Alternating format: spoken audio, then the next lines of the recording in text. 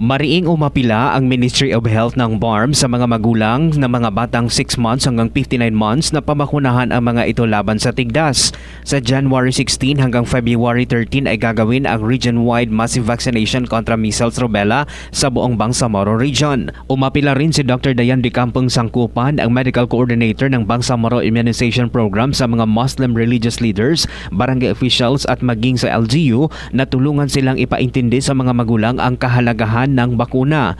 Nitong 2025 kasi, lumabas sa datos na 86% mula sa mahigit 700 na mga kaso ng tigdas sa BARM ay walang mga bakuna. Kaya, puspusan ngayon ang panawagan ng MOH sa mga magulang na pabakunahan ang mga anak. Pinakamahalaga talaga yung magiging role ng ating mga Muslim religious leaders. So ito yung panahon na ipaintindi natin sa mga nanay, mga tatay ang kahalagahan ng bakuna. Pangalawa, yung mga LGU natin. Kikiusap po tayo sa ating mga mayor, mga barangay chairman na tulungan ang ating mga health worker na maabot nila, masecure yung mga place nila kung saan sila uupo at mambabakuna. Mark Anthony Taico, NDBC Bida Balita.